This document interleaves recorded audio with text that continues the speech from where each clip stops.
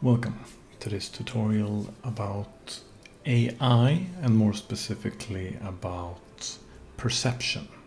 So let's just start a project where we will be building upon it over more episodes and see where we end up.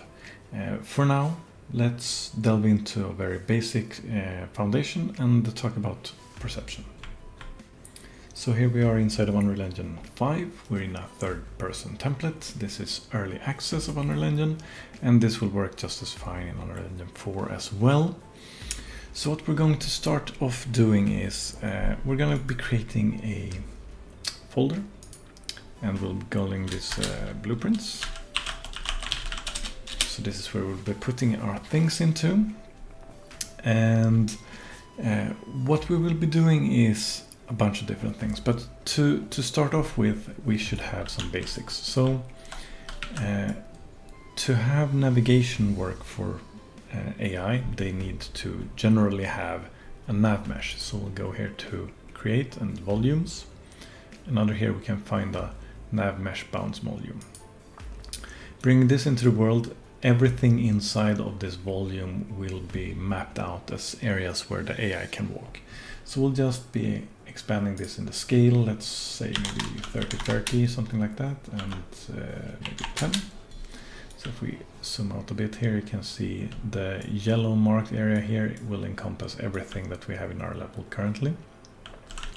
And to see that it is actually working, we can just click on the key P on the keyboard, and we'll get this nav mesh outline, which shows us all the places that it has mapped out as possible to walk on.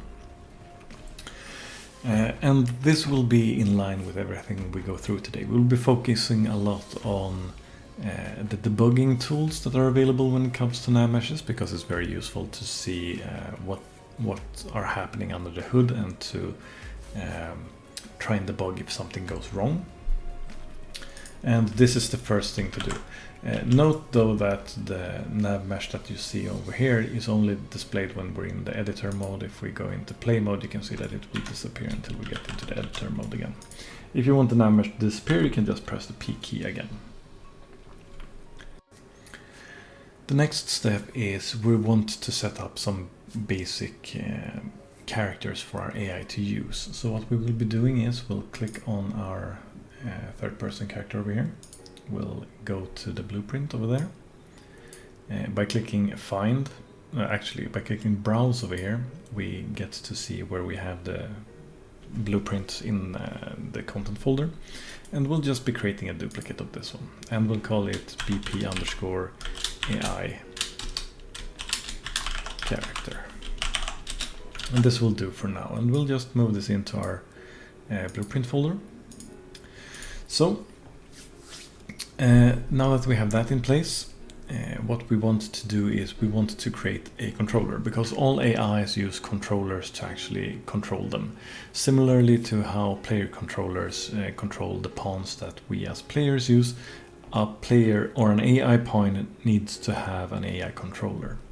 So we'll just go to blueprint class, and we'll get this drop down here, and we'll type in AI controller, and we click this AI controller as the parent and select, and we'll name this BP_AI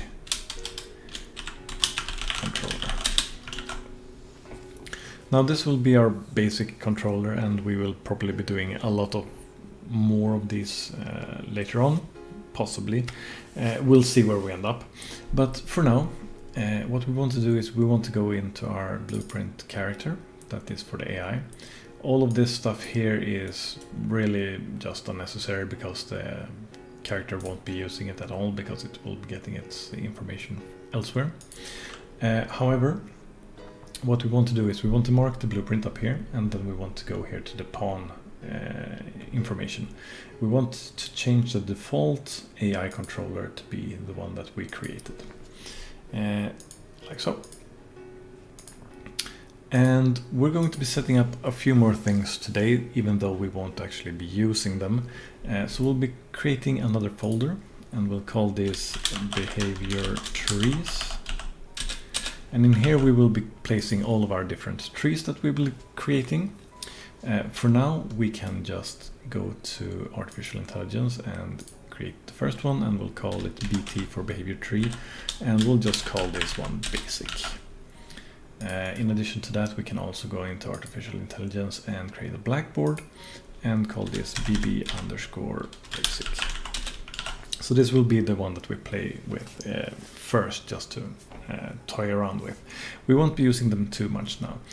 Just to recap a little bit about this, the blackboard is sort of what could be called the brain or the knowledge base of a AI controlled pawn, and the behavior tree is the coded behavior that the pawn will exert when it's in the world. And you can make this very complex or very simple depending on your needs. I want to preface this with, there are some drawbacks to doing this in blueprints. There are things that are not as efficient in blueprints, and there are also things that are not as readily available in blueprints. And this applies both to the behavior trees and also actually to other things that we will be touching on here in a little moment. But for now, just know that this is fine if you have a limited amount of pawns or not too complicated code. If you have too much of a behavior tree, then you might have to actually optimize it to have it working properly, because it's very easy for poorly coded behavior trees to take up a lot of processing power. Anyway, so all of this, or most of this, I should have covered in the basic AI tutorial, so if you've watched that one, you should probably be up to speed. But let's continue with this one for now. So if we were to put this pawn now into the world, we have defined that it's going to be using the BP AI controller over here. And the BP AI controller, the reason why we have a separate one is because we can open up the BP AI controller and we can go to event graph, and then when we have begin play, we can run behavior tree, and then we can just run whatever behavior tree we want. And then we can also mark the BT basic here, for example. Now, we won't actually be making use of this today, but this is how it's done. And we will be getting back to this in the later episodes as well. For now, what I actually do want to talk about is what this video is about, which is perception. And perception is something you need to know about it is that it consists of two components, basically. It's partially the actual ability to perceive something in the world, and the second part of that is actually to elicit some kind of what's it called? Let's go in here and check. I'm losing the word right now, but if you go to components and you go perception, yes, stimuli. A stimuli, something that actually causes the perception to function in some way. So if we go back to our AI character again, so what we need to do on the AI character, we need to define that it's actually able to perceive the world. We do this by adding a component, and we can type in perception, and we get these two that we saw earlier. We want to pick the one that says AI perception, and we can keep the name that it gets by default. In the AI perception, if you go to the details, we can define some things here. Among them are senses config. So if you go here and click the plus sign, you can add a sense for it to perceive with. So for example, you can use sight. If we expand this a little bit, you can see that we can also define different things about it, like what kind of range it can see and detect something, what kind of range it will lose sight of something, its amount of degrees that it will actually have as its vision cone, and a few different other things as well. Now, we will start off with the basics here, because these are not important for now, but we'll just compile and save. And if we were to start now, and we press our apostrophe key, we will get this kind of debugger up here. Now you can see in the top left it says tap apostrophe to close, and that's exactly what it does if you do it again. You can use different notepad categories, and you can see that you have a 0 in the top that says navmesh, a 1 that says AI, a 2 that says behavior tree, a 3 that says EQS, and a 4 that says perception. All of these are important to us in different ways. The green ones that are marked are the ones that are currently active, and that's the information that we see below. So if I were to press 1, which is for AI, that category will disappear. If I press 2, I remove the behavior tree part, and now we don't actually have any kind of AI related information shown at all. So if I were to press 0 now, for example, we would see the nav mesh, or an approximation of what the nav mesh looked like when we were in the editor. Here we can actually see a little bit more detailed about how it's actually have built up the different parts of the nav mesh. Let's remove that again, and let's go to 4, which is perception, which is what we're actually interested in. So if we go here, we can now actually see that this character has a perception that goes out here, and it's actually kind of big. We might actually want to reduce that a little bit, just so we can see that it has some limits. So let's go for 1000, which is equivalent to 10 meters, and then let's go for 1500 for the loose radius, which is equivalent to 15 meters, and now we should probably be able to see it actually have a range in here. So you can see this is the inner area here represents the detection range. The purple in this case, or pink, represents the area where it would lose sight if it was to lose sight of something, or if something was to exit that area, then it would lose sight of it and would no longer be able to identify it. So going in here, we can see that nothing seems to actually be happening, and that is actually correct. Nothing is currently happening. To be able to perceive us, we need to do what we talked about earlier, that we need to have the stimuli. So anything that you want to be able to be detected by something like an AI needs to have a stimuli. So we add that component by typing in perception in here. And when we choose AI perception stimuli source. Going on to the details for the stimuli, we can see that it has some similar information here. We actually have register as source. If we expand this a little bit. Register as source for AI perception. We click the plus sign and we can actually choose something here. And here we can see what kind of different ways we can be perceived in. We can be perceived by sight, we can be perceived by touch or prediction, hearing or damage. And since we have only implemented sight so far, we want to implement the ability to stimulate the sight. Before this will work, we need to go back to our AI character, because there is a limitation when it comes to the blueprint version of the perception, and that is because we need to expand this detected by affiliation, and to get this to work in blueprints you need to have all 3 of these marked like so. If you were to use C++, you will have more control over this and wouldn't have to have this workaround, but for blueprints this is what we need to work with. So now we have a stimuli, we have the perception, and now this should be working. So let's try it out. So we activate the apostrophe and get the debugging. We remove the AI and behavior tree and add the perception. You can see that nothing happens when I'm in front of him, but now that I step in just next to him, you can see that I actually get this green sphere around me, and this means that he has perceived me now. And you can see that it has a number in it, or actually 2 numbers. It has sight, which says 1, and age, which says 0. Sight 1 means that it can see me. So that's a value between 0 and 1. Age is the time that it last saw me.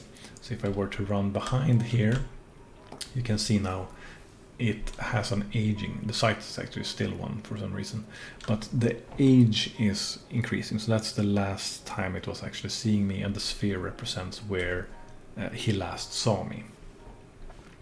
So that's how that works. So we will be touching later on upon how we can actually act upon this, but let's move on to a different sense now. To do something like this, we go to not the controller, the AI character, and we can close down this AI site config. We just keep it there. We add another one, and now we add hearing. So now we have added hearing. We need to again make sure that we have detection by affiliation for everything here, and compile.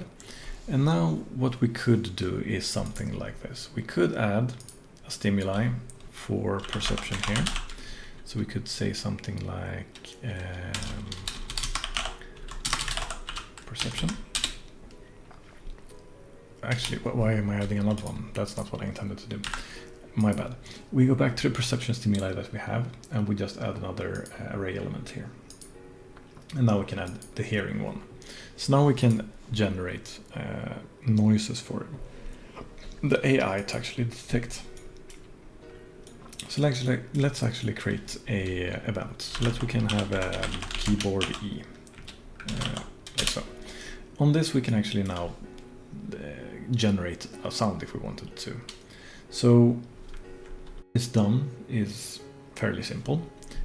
We can just right click and type in report noise event, like so. So when we press E now we will generate a noise event. And the location for the noise in this case would be an actor location, like so. And we can just plug that in. And the loudness is the value that represents how loud it's going to be. This is something that you can operate against if you want to later on to see, like it needs to have a certain threshold or something in that case, or something along those lines. Instator is very important. You need to make sure to bring this along. So here we will have a cell preference. This will be whoever is causing the noise, which is in our case our character. The max range is the range that you're able to detect the noise, and if you have 0 it's unlimited, and this is of course in Unreal Unit.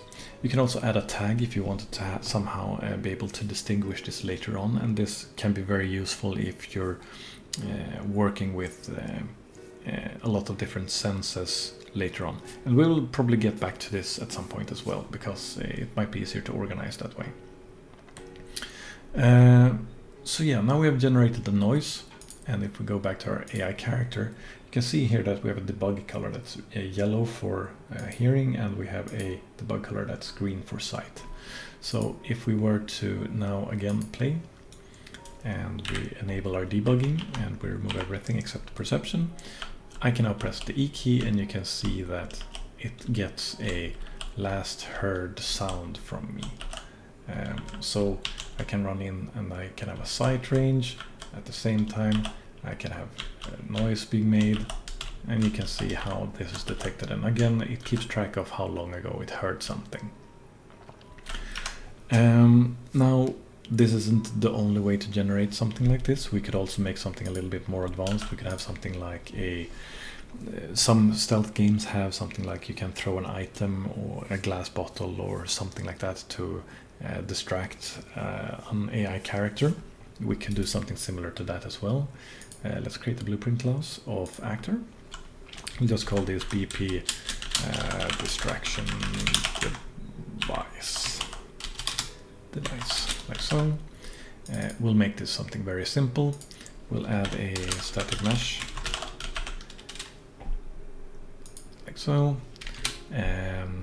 What we can do is we can have a sphere, so we have something that we can see, so shape sphere, something like that. We can reduce its size because I think this is very large. We'll click in the lock here so we get all the axes at the same time. So now it's the 10th of a size. Let's see how big that is. That is like a tennis ball or something like that. That will do, sure. In addition to that, we want to, let's say we want to simulate physics, so we can have this drop somewhere. In addition to that, we also want to have, let's see, is this the one? Generate hit events. By doing this, we can have our own component hit. And then we can have from this place, we can also have, we need to add a component also. We need to add perception because we want this to be a stimuli, just like before. So we'll add source and call it a AI sense hearing, that's what it's stimulating, and then we can type in report a noise event. So if it hits something, it will report a noise, and the hit here we can also break, so we can get some more information, and from this we can get, for example, our location, like so. We need to make sure that we have an instigator, always have an instigator, like so, and then we can have a max range and loudness and everything like that, but we don't really need that for now. So to play around with this, what we can do is we can have this over here, and we can just have it up in the air. So when we start playing, you can see the ball falls down, and if we now bring in the perception, you can actually see that it has heard the ball drop over there. To show that it actually is working, let's move this ball up. Oops, where did my ball go? Where did my ball go? BP distraction device. Oh, it's actually there. Let's move it up fairly high up in the air so I have time to actually click all the buttons. So we're going to be clicking play, and like so. And you can see that when it drops, it generates an event. And every time it hits the floor, you could see it generated a new hearing event for the AI to detect. So that's how easy it is to do something like that, an object that the AI reacts to. Now, it is important to note that you need to have, for perception to work, the object needs to exist. So we can have, for example, report noise, and then we want to have something like, let's call it a bottle, and then we have the bottle after it has been thrown, it shatters, and then it's destroyed. Let's see what happens when we do that. So we destroy our actor, like so. Why did you go up into the air? What's going on? Like so. We still have our ball somewhere up in the air, hopefully. Distraction device, it's far up in there. So let's play again, and let's see what happens. So it drops, and you can see we don't see an event. Why does this happen? It's because we need to have a reference to this actor. This target for its senses need to exist for it to still have those perceptions available to it. So we can't actually destroy it like something like this, and that's the same reason why if we don't send in a reference to who is instigating this, we won't be able to detect any of the perception stimuli that it actually has. So that's very important to keep track of. So if you want something to vanish, for example, you have to do it in another way, like maybe hide it or something like that. Anyway, I think that is also a small demonstration. If we go in and show again, you can see that it has a hearing over there, but if I go in here, I can click, you can see it keeps track of stimuli from different characters. It only keeps track of one hearing per character or per target, but it keeps track of the last one. But it does keep track of multiples if it needs to. Yeah, so I hope all of that made sense. This is the start of a more advanced series that we will be doing, and we will be delving deeper into AI as we go along. But this is a good start, I think, for us to begin with. Hopefully you found this video helpful. If you liked the video, leave a like. If you did not like it, leave a dislike. Leave any suggestions or comments you have down below. Subscribe and share this video if you want to see more like it in the future. That is all for now. Keep on learning. Take care.